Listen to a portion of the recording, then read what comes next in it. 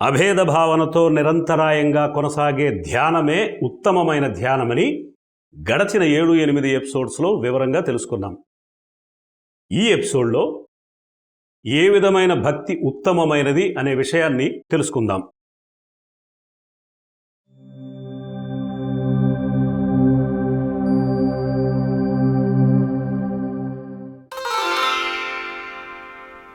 భావశూన్య సద్భావసు స్థితి భావనాబలాత్ భక్తిరుత్తమా.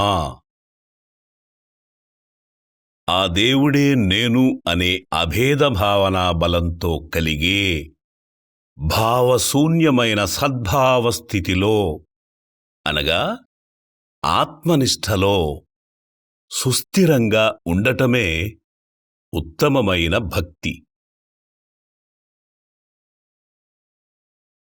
ఈ సూత్రంలో చెప్పబడిన భావశూన్య స్థితి అనగా మనసు లేని స్థితి సాధనాపరంగా ఒక ముఖ్యమైన అంశం.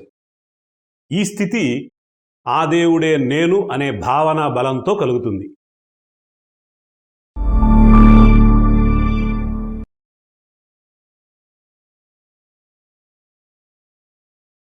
గత ఎపిసోడ్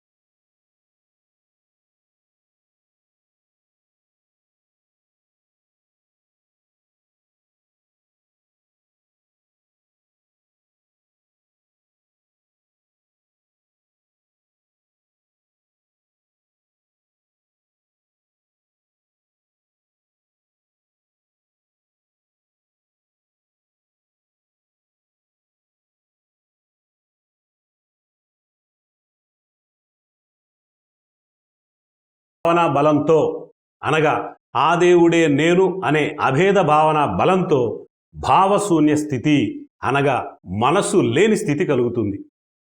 ఈ మనసు లేని స్థితి యొక్క అనుభూతే ఆత్మానుభూతి. దీనిని గురించి వివరంగా తెలుసుకుందాం.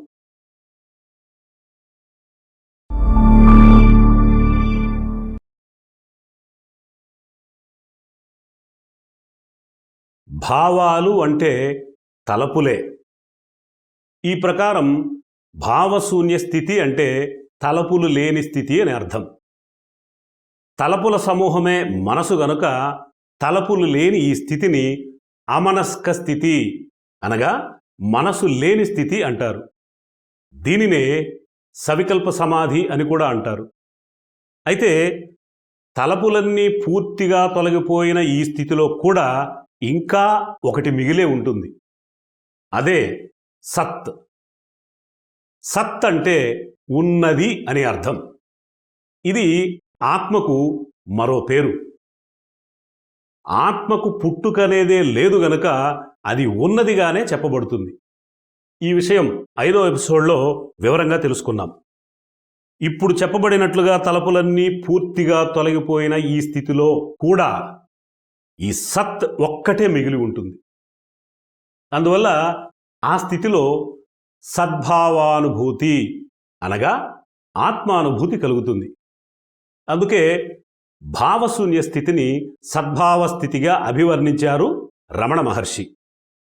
దీనిని బట్టి మనసు లేని స్థితి యొక్క అనుభూతే ఆత్మానుభూతి అని తెలుస్తుంది. ఈ సందర్భంలో ఉపయోగించబడిన పదాలైన భావశూన్య స్థితి, మనసు లేని స్థితి, సద్భావ స్థితి, సవికల్ప సమాధి అనేవి ఆత్మానుభూతికి పర్యాయ పదాలు. సూత్రాన్ని విడమర్చి చెప్పడం కోసమే వీటిని ఉపయోగించడం జరిగింది. ఈ కారణంగా కన్ఫ్యూజ్ అవ్వాల్సిన పనే లేదు.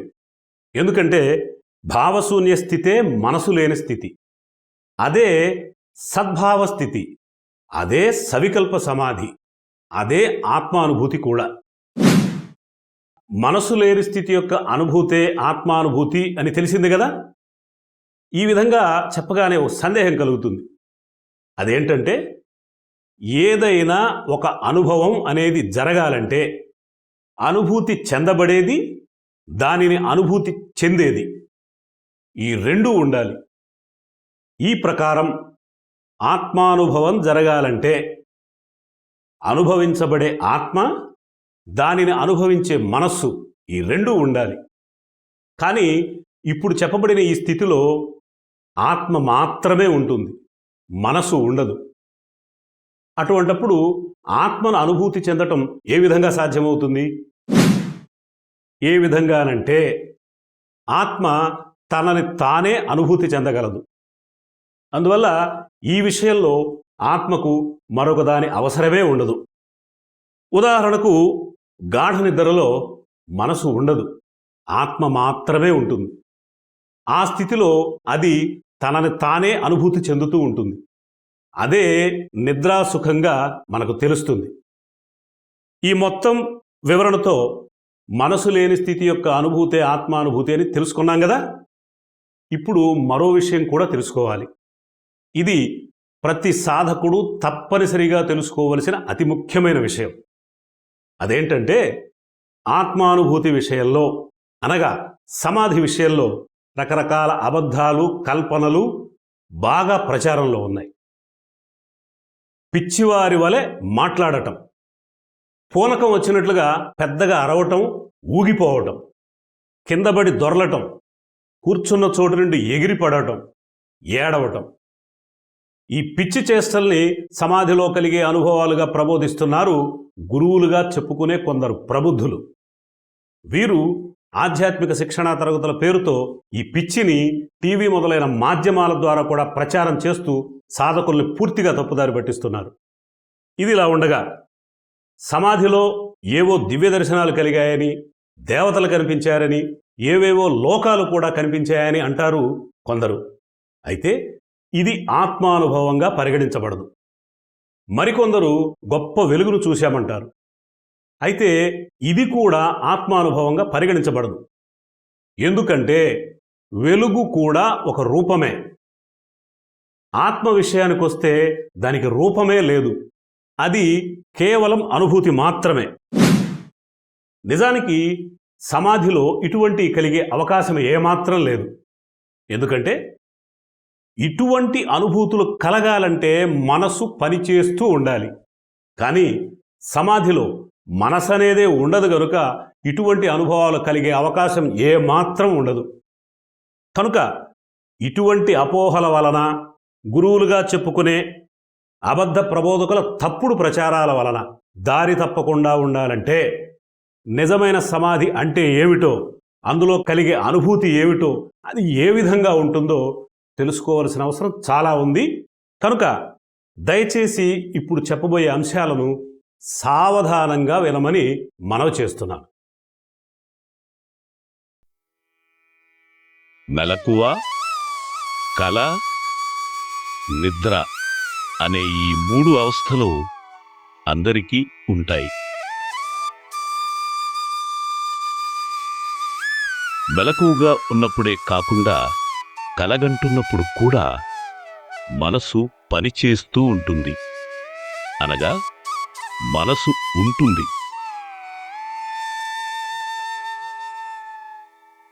అయితే నిద్రావస్థలో మనసు పనిచేయదు, అనగా మనసు ఉండదు. ఈ ప్రకారం మనసు లేని స్థితినే నిద్ర అంటారు.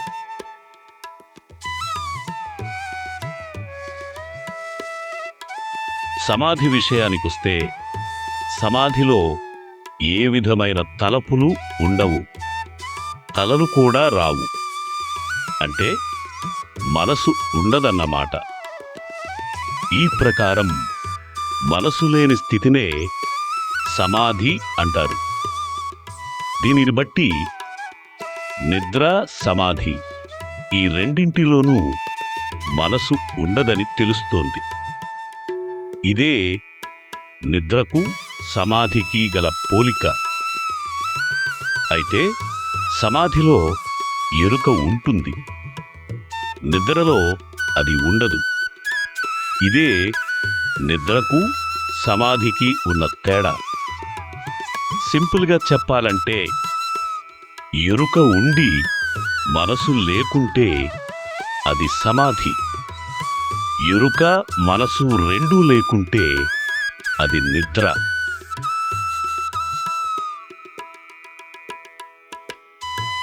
ఎరుక ఉండటం, నిద్రలో వలనే మనసు లేకపోవటం అనే ఈ రెండింటి సమన్వయం కారణంగా సమాధిని ఎరుకగల నిద్ర అంటారు.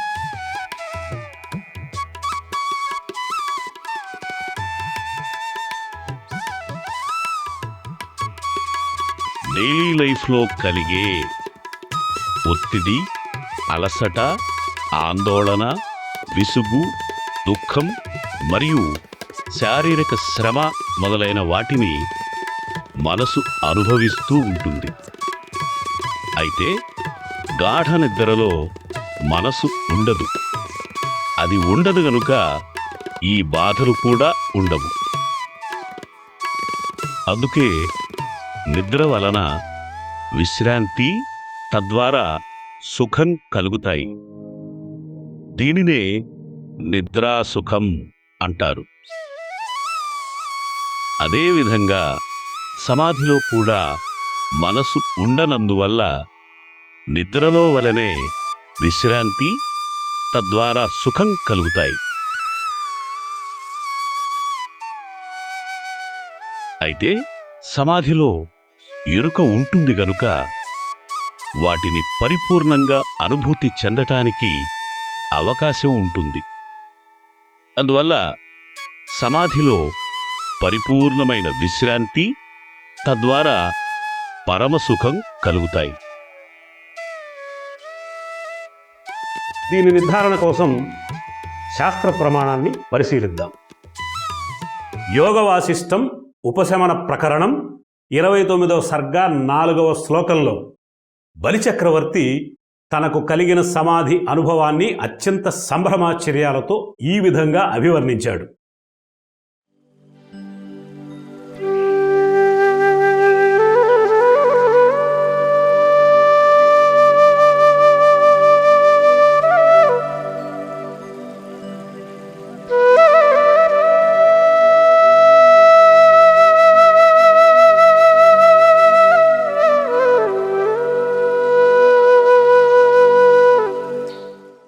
అహోనురమ్యా పదవీ శీతలా పారమార్థకీ అహమస్యాం క్షణం స్థిత్వా పరాం విశ్రాంతిమాగతః. ఆహా, ఈ పరమార్థ పదము ఎంత రమణీయమైనది, ఎంత ప్రశాంతమైనది! క్షణకాలం ఆ స్థితిని అనుభవించినందువలన సర్వోత్తమమైన విశ్రాంతిని పొందితిని.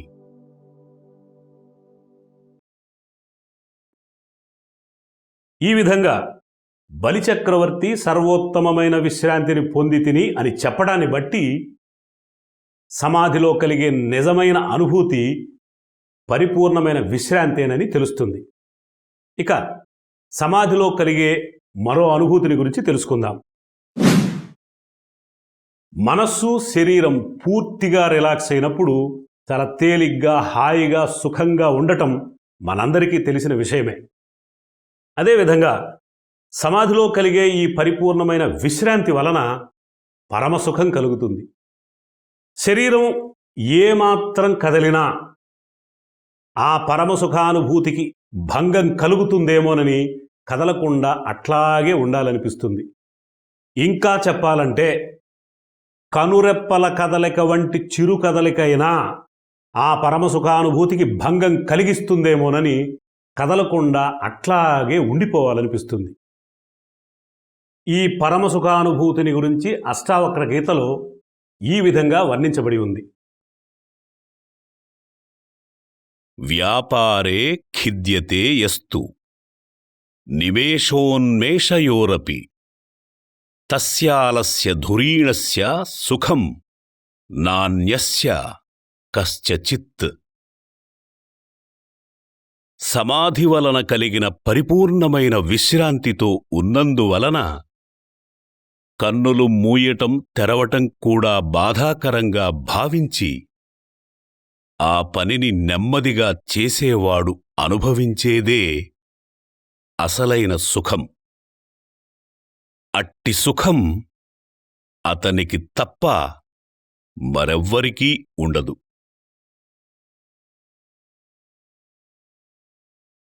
దీనిని బట్టి సమాధిలో కలిగే పరిపూర్ణమైన విశ్రాంతి వలన పరమసుఖం కలుగుతుందని తెలుస్తుంది. ఇక సమాధిలో కలిగే మరో అనుభూతిని గురించి తెలుసుకుందాం. సమాధిలో ఏ విధమైన కోరిక, విచారం, అలజడి, అసంతృప్తి, భయం, బాధ ఉండవు. ఎందుకంటే సమాధిలో మనసు ఉండదు గనుక మనసుతో పాటే అందులోనివైన ఇవి కూడా లేకుండా పోతాయి. అందువలన సమాధి పరమశాంతికరంగా ఉంటుంది. ఈ విధంగా సమాధిలో పరిపూర్ణమైన విశ్రాంతి, పరమసుఖం, పరమశాంతి కలుగుతాయి. అందువలన సమాధి పరమానందకరంగా ఉంటుంది. సమాధిలో ఇన్ని అనుభూతులు కలుగుతాయా అంటే కలుగుతాయనే చెప్పాలి.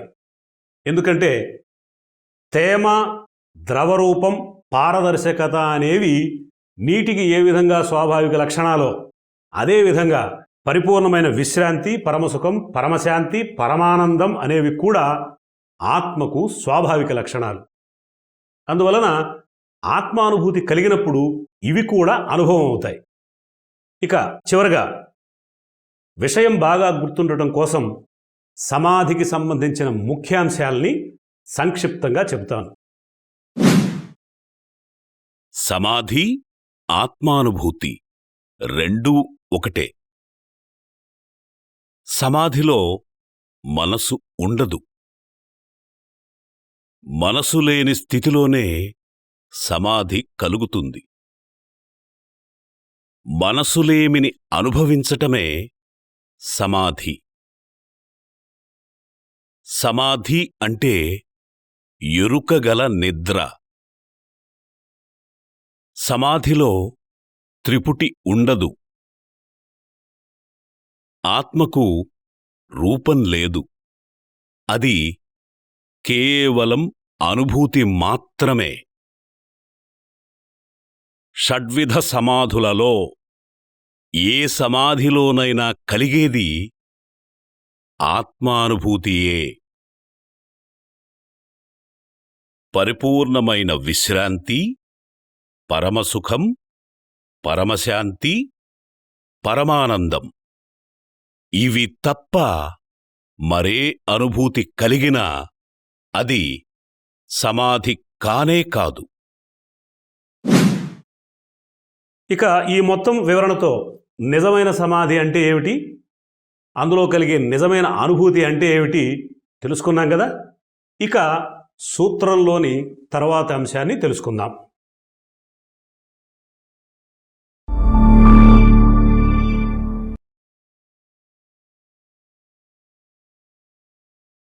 ప్రారంభంలో వివరించబడినట్లుగా ఆ దేవుడే నేను అనే అభేద భావనతో ధ్యానం చేయడం వలన భావశూన్య స్థితి అనగా మనసు లేని స్థితి కలుగుతుంది.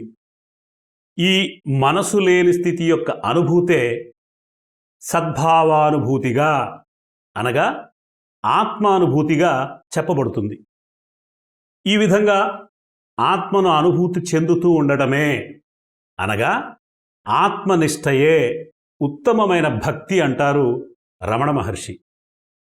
శంకరాచార్యుల మాటల్లో చెప్పాలంటే స్వరూపానుసంధానం భక్తిరిత్యభిధీయతే అనగా ఆత్మతో అనుసంధానమే భక్తిగా చెప్పబడుతుంది.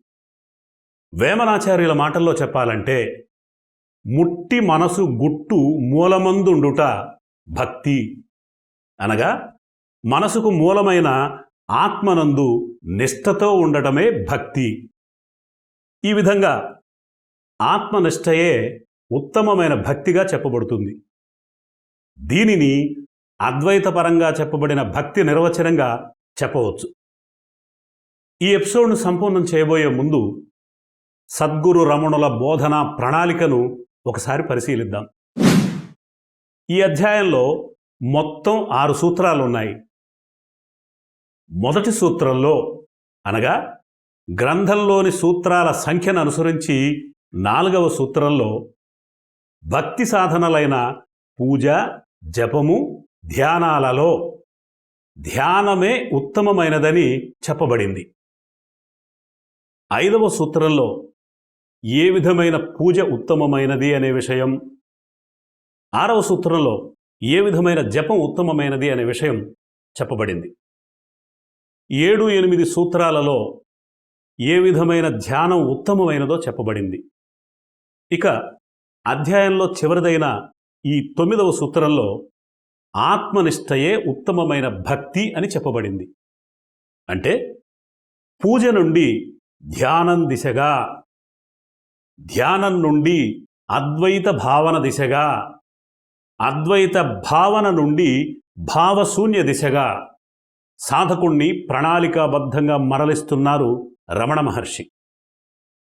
ఇది అత్యుత్తమ ఆత్మవిద్యాబోధకుడైన భగవాన్ రమణ మహర్షి రూపొందించిన బోధనా ప్రణాళికలో ఒక భాగం. తాను వేరు దేవుడు వేరనే ద్వైత భావనతోనున్న సామాన్య సాధకుడు తానే దేవుడనే సత్యాన్ని గ్రహించగలిగే అత్యున్నత స్థాయికి అంచెలంచెలుగా ఎదిగేందుకు సద్గురు రమణులు రూపొందించిన నిచ్చెన మెట్ల వంటి నిర్మాణం. ఇక ఇంతటితో ఈ ఎపిసోడ్ సంపూర్ణమైంది. తరువాతి ఎపిసోడ్లో కర్మ, భక్తి, యోగ జ్ఞానాలను రమణ మహర్షి ఏ విధంగా నిర్వచించారో తెలుసుకుందాం. అంతేకాకుండా 3వ అధ్యాయమైన యోగసారం కూడా ఈ ఎపిసోడ్తోనే ప్రారంభమవుతుంది. స్వస్తి.